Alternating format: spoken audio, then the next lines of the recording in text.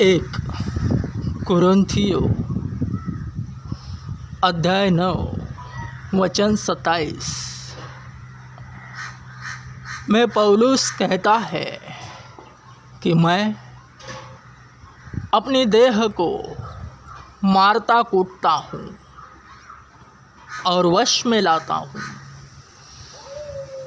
ताकि औरों को प्रचार करते हुए मैं आप ही निकम्मा न ठहरूं।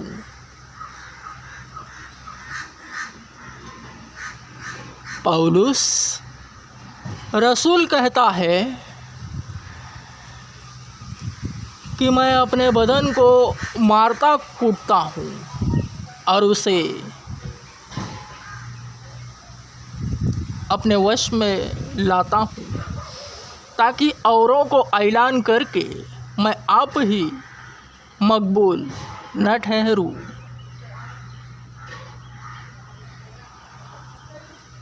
अर्थात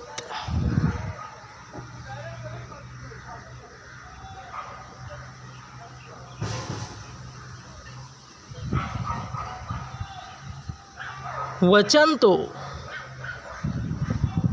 पौलुस ने कहा है और वचन के साथ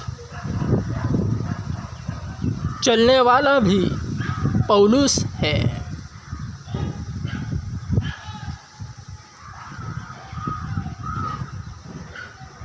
पौलुस प्रभु का दास है। वह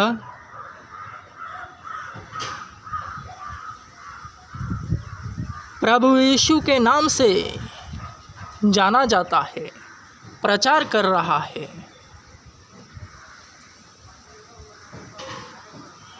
हर एक शरीर पाप से जन्मा हुआ है, वह पाप किए बगैर रहता नहीं, वरन उस पर लगाम तब लगती है जब वह परमेश्वर के इकलौते पुत्र को मानने लगता है, उसे ग्रहण करता है।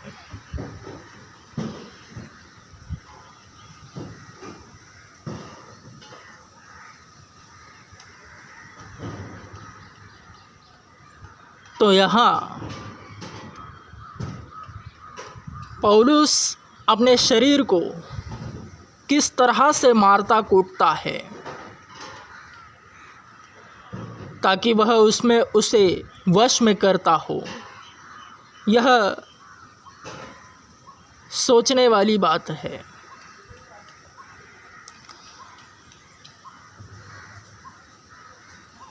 यह कब संभव है और इसके विषय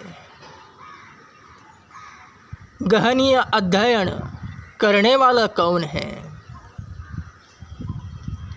जिसे वचन मिलता है एवं जो वचन पढ़ता है। पौलुस तो पौलुस है, वरन जिस तरह से पौलुस नामक शरीर भक्त स्वरूप भगवान को दर्शाता है,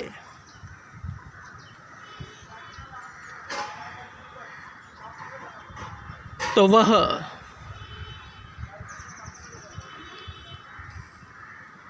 पवित्र पवित्र पवित्र ही नजर आए। इस कारणवश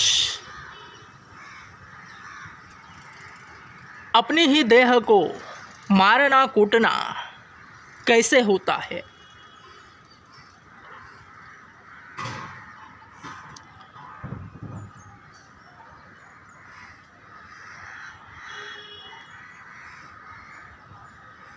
हर एक विश्वासी इसी वचन से होकर गुजरता है।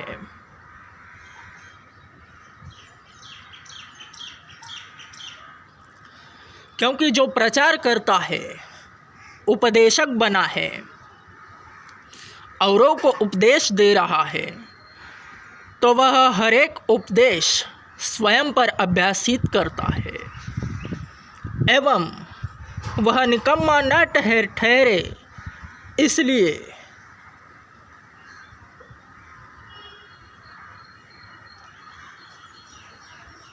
उसमें पाप की छाप नज़र नहीं आती। गुप्त पाप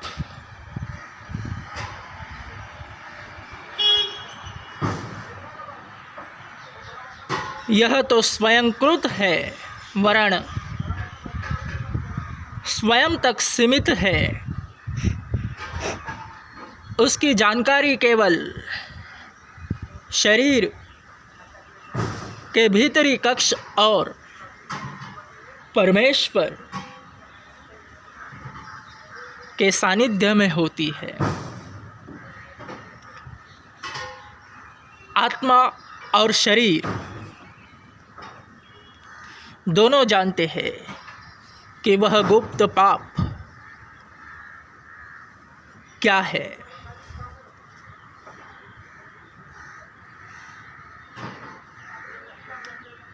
पाप के अनेक प्रकार हैं। हर एक पाप हर एक शरीर करता ही करता है, वरन हावी होने वाला पाप हर एक के भीतर अलग अलग होता है।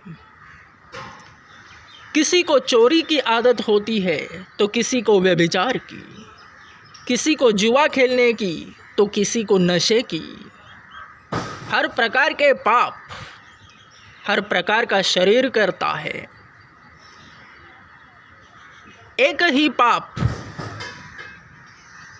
अनेक शरीर अलग अलग प्रकार से करते हैं,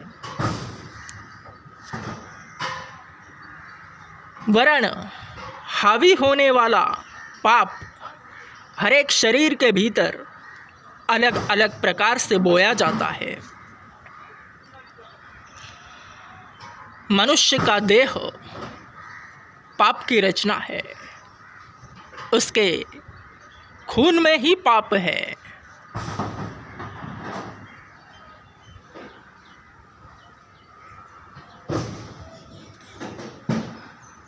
तो उसी पाप को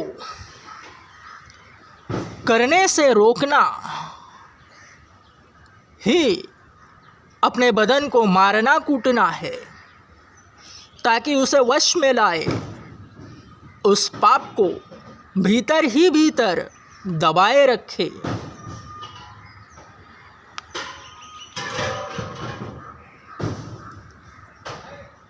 संक्षिप्त में कहूँ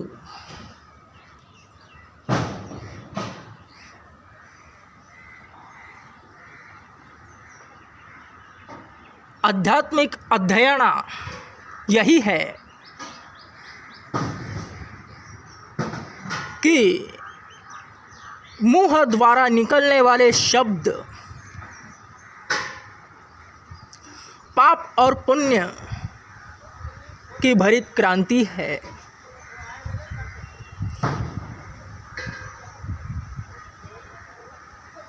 मनुष्य की बातों ही से उसका चरित्र वह स्वयं बनाता और बिगाड़ता है। सकारात्मक बातें परमेश्वर को दर्शाते हैं एवं नकारात्मक बातें शैतान को दर्शाते हैं। तो अगर मनुष्य अपनी बातों को मन ही में सोच विचार करे, आध्यात्मिक व्यक्ति वचन के तहत इसी प्रकार से अपने देह को लगाम लगाए रखता है, क्योंकि उसकी बातों ही से वह अपने आप को सर्व जगत पर प्रकट करता है। 1 कुरिन्थियों अध्याय 9 वचन 27 के तहत अगर वह अपनी देह पर लगाम लगाए हुआ है तो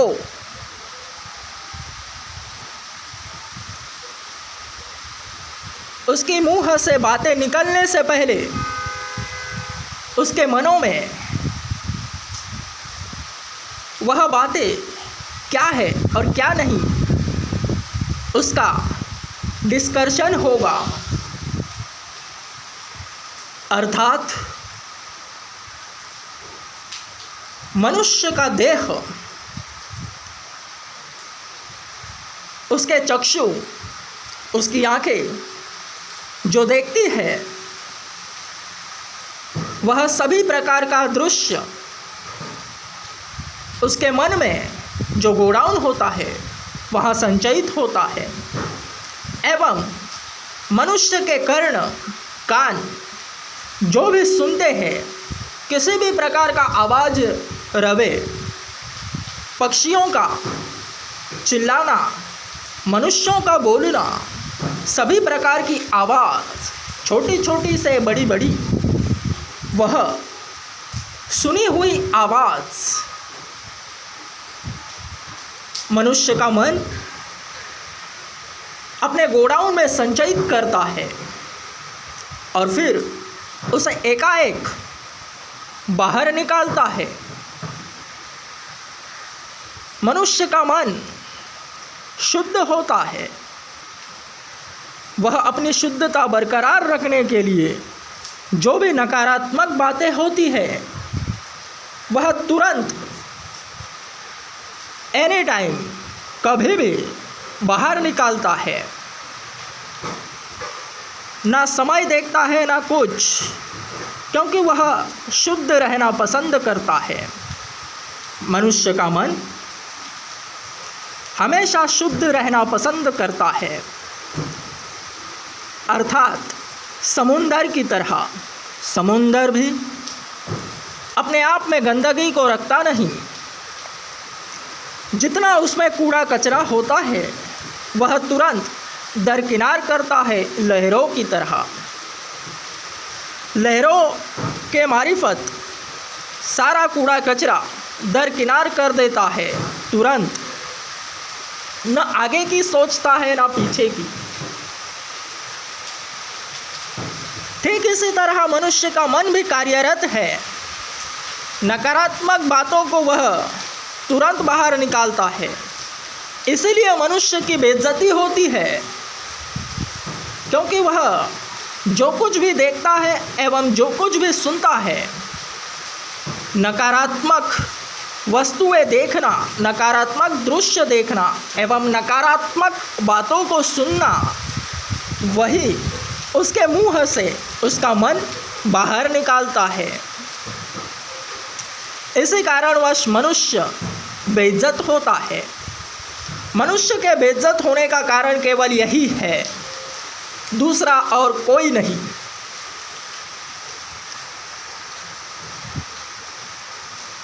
एवं सकारात्मक दृश्य देखना, अच्छा अच्छा दृश्य देखना एवं अच्छी अच्छी बातें सुनना, सकारात्मक बातें, पॉजिटिव बातें, पॉजिटिव दृश्य, निसर्ग,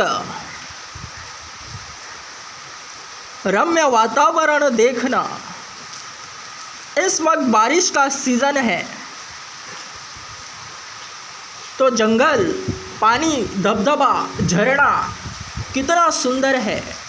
समुंदर को देखो, समुंदर की सुंदरता मनुष्य के चक्षु निहारते ही रहते हैं। तो वही दृश्य मनुष्य के मन में जो गोडाउन होता है वहाँ संचयित हो जाता है और मनुष्य का मन इससे प्रसन्न होकर जब चाहे तब उसे बाहर निकालता है मुंह से। पॉजिटिव बातें सुनकर मनुष्य का मन ही उन्हें बाहर निकाल देता है। तो मनुष्य सम्मानित होता है। मनुष्य का सम्मानित होना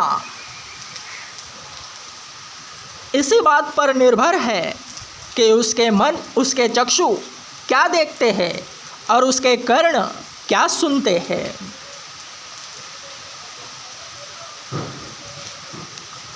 ठीक इसी तरह वचन कह रहा है, जो अपने आप को नियंत्रण में रखता है वह नकारात्मक बातें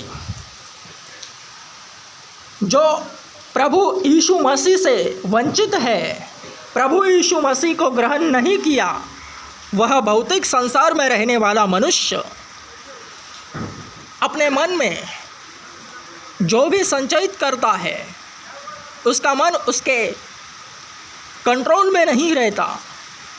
इसलिए जगत में देखो, प्रत्येक मनुष्य अपमानित एवं सम्मानित होते हुए नजर आता है, वरन जो मसीह में है, जो मसीह में है, प्रभु यीशु को ग्रहण कर चुका है, प्रभु यीशु को मान रहा है, उसी के लिए वचन कह रहा है कि वह उदाहरणतः बहुत से अर्थों सहित यह वचन प्रकट हो रहा है, वरन कहने के लिए तात्पर्यिक उदाहरण यही है कि जो अपने बदन को मारता कूटता है वह सभी प्रकार की नकारात्मक सारा संसार उस दुष्ट के वश में पड़ा है। सारी दुनिया शैतान के कब्जे में है। 1 यूहन्ना अध्याय 5 में लिखा है कि सारा संसार, सारी दुनिया उस शैतान के कब्जे में है। तो वह केवल नकारात्मक बातें ही दिखाएगा, बातें ही सुनाएगा, नकारात्मक दृश्य ही दिखाएगा, वरन जो मसीही है, मसीही दौड़ता है, प्रभु यीशु को ग्रहण करता है, कर चुका है, प्रभु यीशु को मान रहा है, उसके लिए भी पॉजिटिव बातें हैं। प्रभु यीशु के विषय सुनना, प्रभु यीशु के विषय सोचना सकारात्मक दृश्यों का निर्माण है। प्रभु यीशु के विषय सुनना सकारात्मक बातों का खजाना है।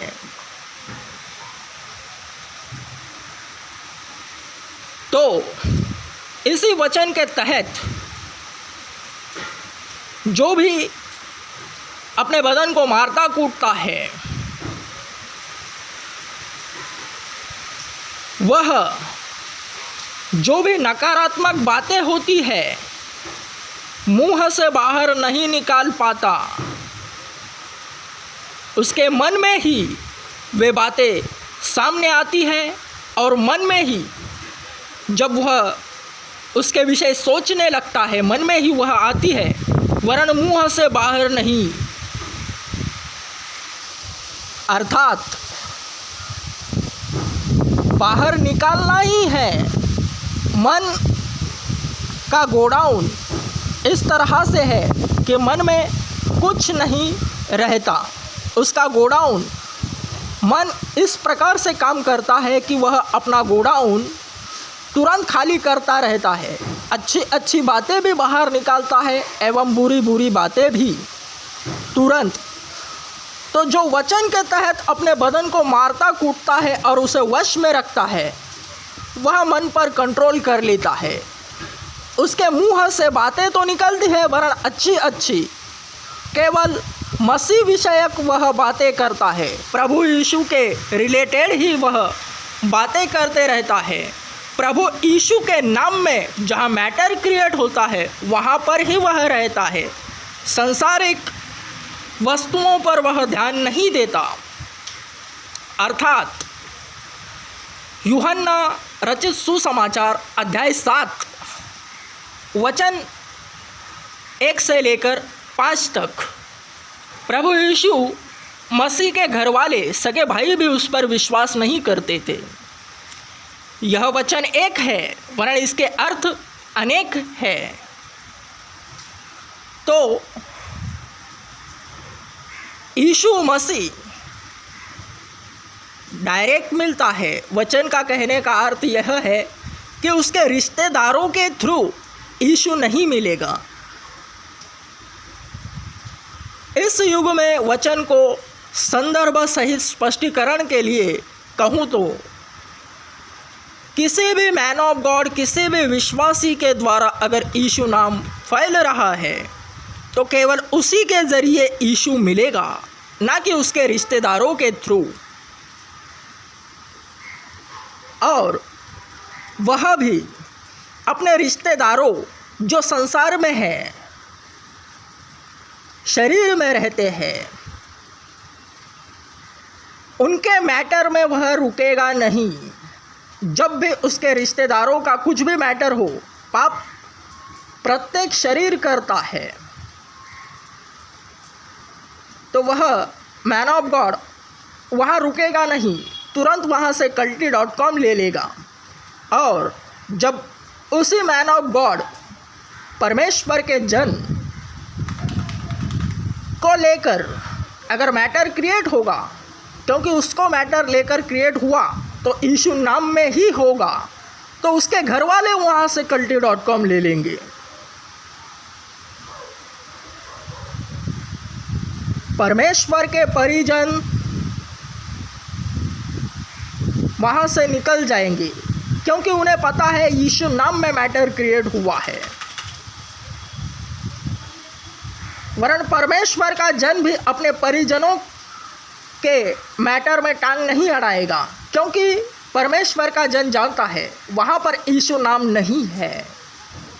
जहाँ यीशु नाम में मैटर क्रिएट नहीं हो रहा, वहाँ परमेश्वर का जन ठहरता नहीं। वरन याद रहे, जहाँ यीशु नाम में मैटर क्रिएट हुआ है, वहाँ से परमेश्वर के जन जो मैन ऑफ गॉड होता है, उसकी उंगली भी हिलती नहीं। इसे भली भांति याद रखना।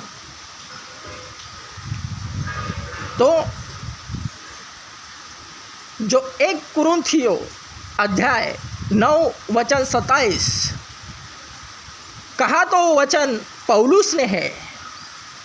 पौलुस के ऊपर यह वचन हुआ है, अर्थात हर एक विश्वासी के साथ भी ऐसा ही होगा। वरन ज़्यादातर उपदेशक के लिए है, जो आगे को बढ़ता है, वह अपने शरीर को इसी प्रकार से नियंत्रण में लाता है।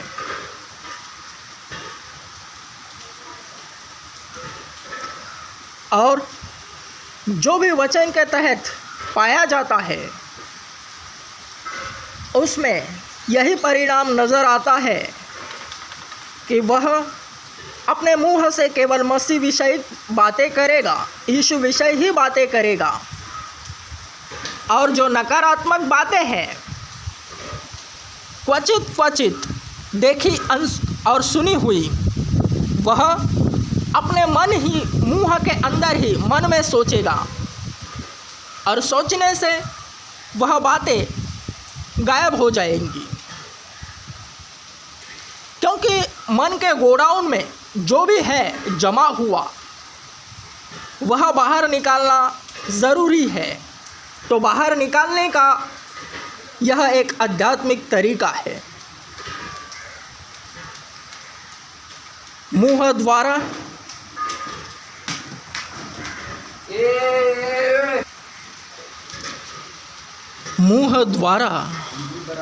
बोलना ही, मुंह द्वारा निकलने वाले शब्दों ही के ज़रिए मन अपने गोडाउन में संचयित सभी प्रकार की वस्तुएं, नकारात्मक सकारात्मक, अच्छी और बुरी, बाहर निकालता है। वरन आध्यात्मिक व्यक्ति कुछ इस प्रकार से निकालता है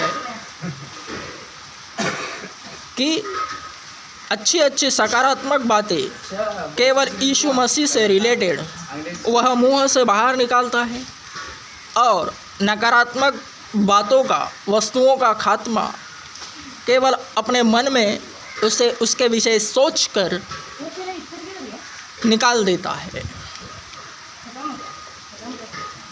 यही 1 कुरिन्थियों अध्याय 9 वचन 27 के विषय